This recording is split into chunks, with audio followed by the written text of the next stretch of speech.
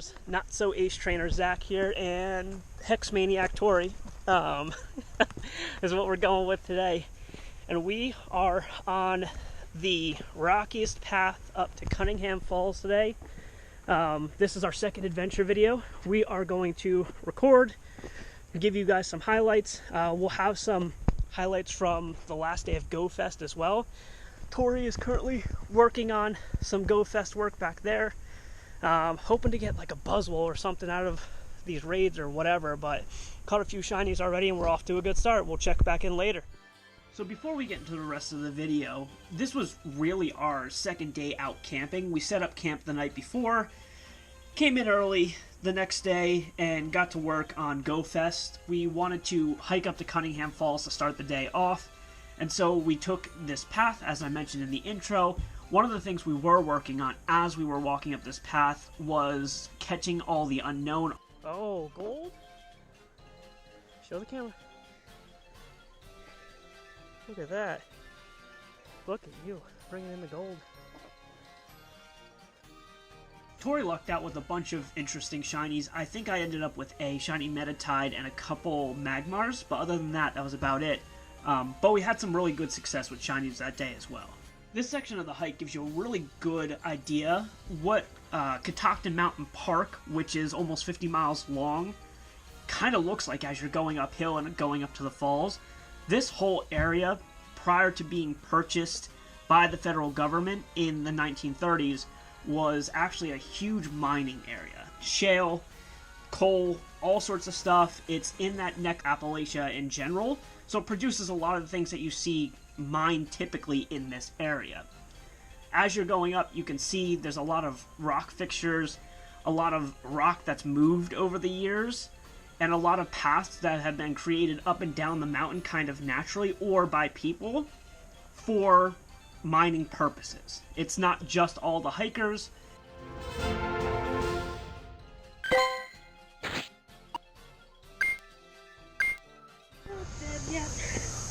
No need to go to bed. No need to call the doctor because I'm not yet dead.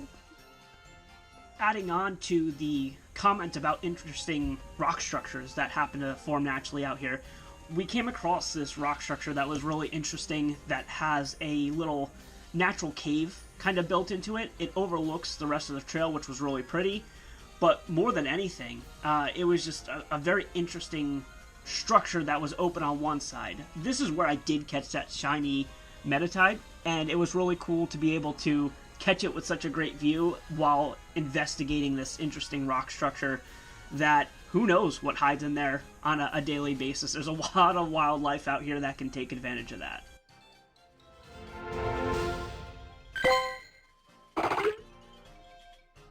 Finally, we got to the point where we were on the end of the path to Cunningham Falls themselves. Cunningham Falls is actually the largest cascading waterfall in the state of Maryland. It's not a ton of water producing, but again, cascading down the rock face, it is the largest one in Maryland. There's tons of people here all the time. There's actually a lower trail that's much easier to take than the one that we took up and over the mountain, but you can see as you're looking up, the waterfall runs all the way up that rock face, which we will gain the confidence to walk around and climb starting here. Alright, you ready to go up? You want to go first or you want me to go first? We're not going to show you the whole climb. It's very slick. The rocks have been climbed many times, have been slid down many times. You can actually see by my left hand there where it gets very slick. I did catch a shiny Cranidos as we were climbing up. We took breaks in between, but it's not easy to get up this rock face. There's definitely some points that are more difficult. There's not a lot of edges to grab since it's been eroded over time. But Tori found her way up too, and we made our way up the side of the rock face. Wildlife here, we didn't see any actual wildlife. There's so many people that traverse the trails around here. Very rarely do you see large wildlife, at least. But this area is home to black bears, of course tons of salamanders and frogs. As you turn over rocks, as you go through the streams, you'll find all sorts of critters, but it's not super likely. This was probably the toughest part of the whole climb. There's a rock edging here that is very slick from people sliding down as they're coming down so they can land on their feet.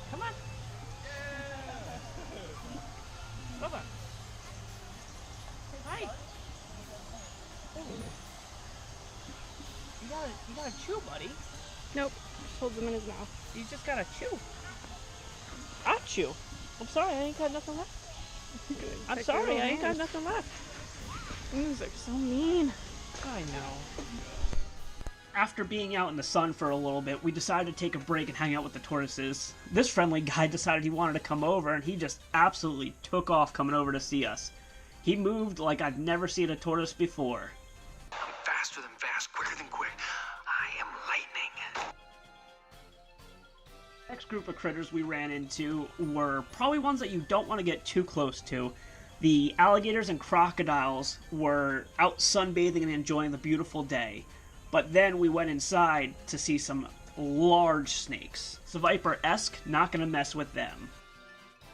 One of our final stops was to see these super personable gray-armed macaques. They are a species that has a bunch of evolution differences, in which some of them are actually even crab eaters, which is funny because living in Maryland, that's all the humans do here. But they were very excited to see us with the camera, and they got right up at the glass, and they were hanging out with us the whole time.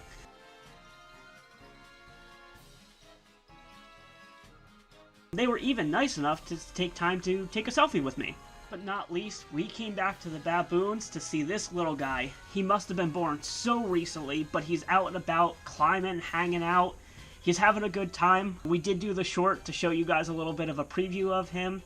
And so he was hanging out and climbing until one of his family members decided, you know what, you probably shouldn't be up there, and they decided that they were going to come over and reprimand him a little bit. It was a great day at the Catoctin Wildlife Preserve. We were so excited to see all these animals, see them being taken care of well, see them be in pretty nice open spaces, and it was a great end to the whole weekend and the adventure. So hope you can join us for the next one.